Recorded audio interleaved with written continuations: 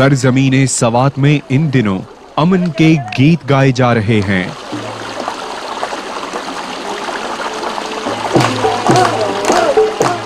लेकिन इन गीतों के पीछे आज भी दहशत और खौफ की परछाइयां रक्स कर रही हैं।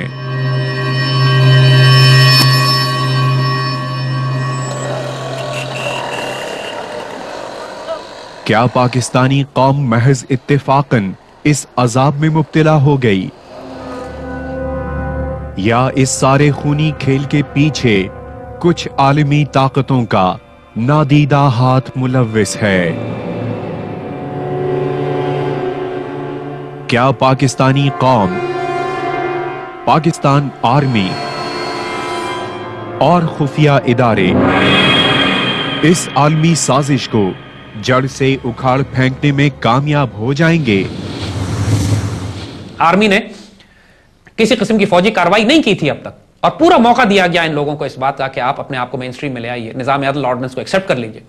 मगर इन दहशतगर्दों ने किसी किस्म की बात सुनने से इनकार किया, अपने हमले जारी रखे, फसाद जारी रखा, और फिर लोगों को भी सवात के इनकी असलियत का अंदाजा होना शुरू हो गया जब ये लोगों के घरों से पैसे उठाने लगे, जाके हत्ता कि बेटियां उठाने लगे।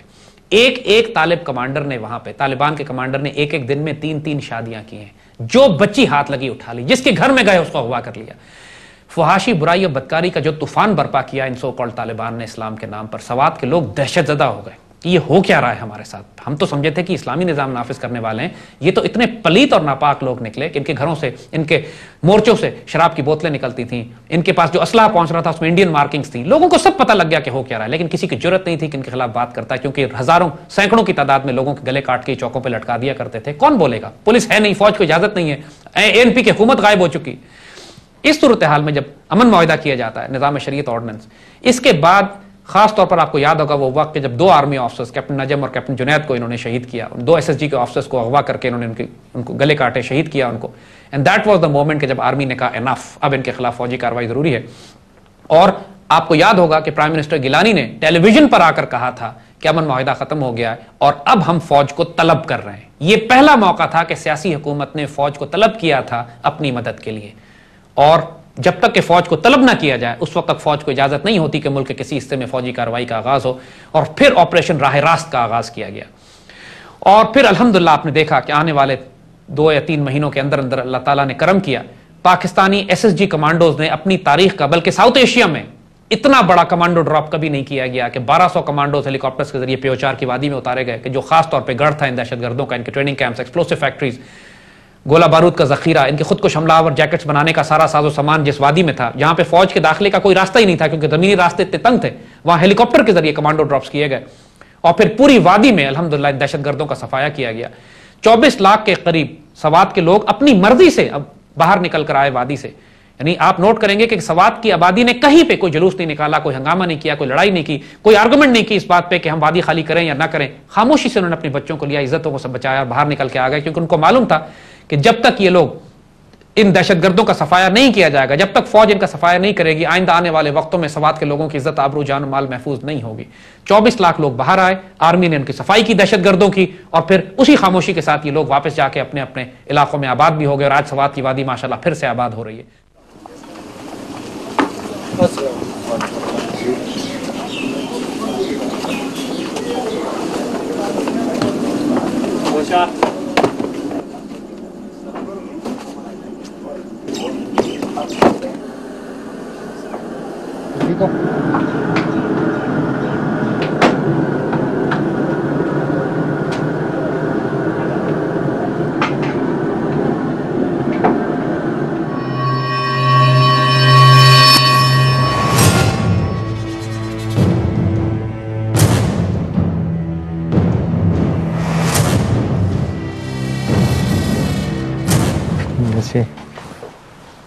क्या हाल है मुमताज?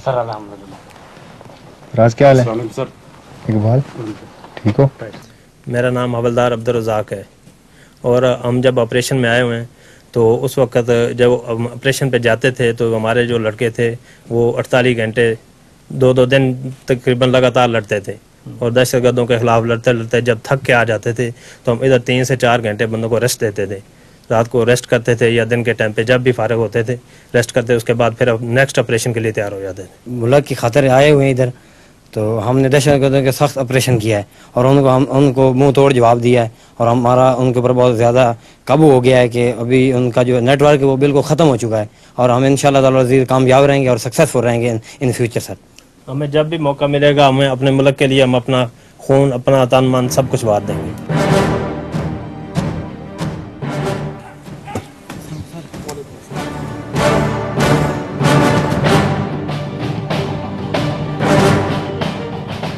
भाई Mohammed Ilyas from MT platoon. ये सर हमारा मोर्चा नंबर 3 और इस पे मैं ड्यूटी दे रहा हूँ। ये सामने का इलाका जो है ना, ये मेरी जिम्मेदारी का इलाका है। इस पे भी जो भी मसला हो उसको मैंने कवर करना है। यहाँ पर हमारी 2 घंटे ड्यूटी होती है, 2 घंटे 2 घंटे बाद नेक्स्ट संतरी आता है, उसके बाद फिर नेक्स्ट संतरी। 24 घंटे में सिर्फ 3 संतरी होते हैं। दुश्मन आ जाए पहले मैं देखूँगा कि वो वाकई कोई महसूस करूँगा, उसके बाद अगर कोई इस तरह आता भी है उसको शूट कर दूंगा। महसूस करता हूँ कि ये कोई इस तरह है तो सीधा उसके ब्रेस्ट खोल दूंगा उसके ऊपर।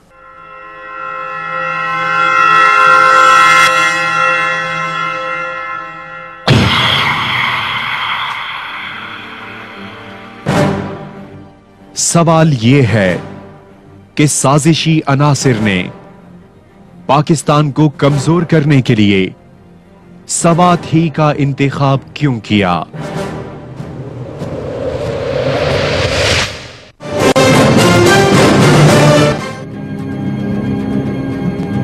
जब सवात उजड़ गया, गुर्बत बढ़ गई, बच्चों से उनके स्कूल और खेल के मैदान छिन गए, तो दहशतगर्द छोटे बच्चों को कैंपों में ले जाते, उन्हें तरह तरह के खौफ भी दिलाए जाते और लालच भी। इस तरह नापुख्ता जहन के बच्चों की ब्रेन वॉशिंग की जाने लगी। इसमें जो सवात चैप्टर है इनका मिसक्रिएंट्स का, इसमें और बाकी बाजौर और वजीरिस्तान के जो सोसाइटी उनमें फ़र्क है। इनकी हमने साइको एनालिसिस कराई, जो आप सवाल पूछ रहे हैं। हमने इंटरोगेशन हल्की फुल्की की इनके जो ठिकाने वगैरह पूछने के लिए। उसके बाद हमने पाकिस्तान के जो सबसे मशहूर साइकेट्रिस्ट हैं फरिया प्राचा साहबा, उनको हमने कांटेक्ट किया। वो आई, सबकी साइको एनालिसिस हुई।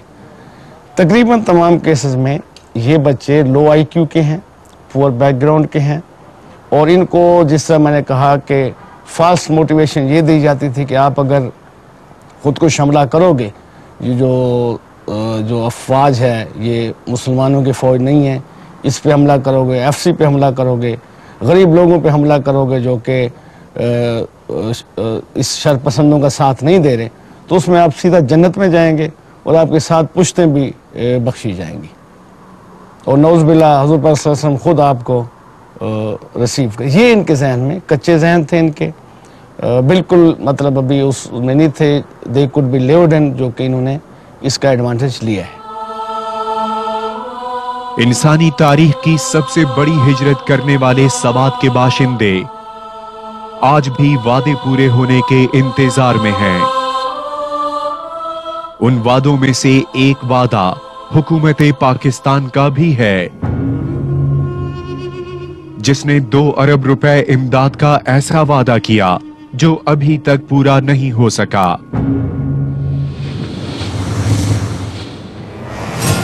पाकिस्तान आर्मी ने यहां मुख्तलिफ इलाकों में मुख्तलिफ तंजीमें बनाई हैं, जो इस इलाके की हिफाजत भी करती हैं, अवाम में शऊर भी उजागर करती हैं सवालात आपसे किए जा रहे हैं और बच्चों की तरबियत भी कर रही हैं।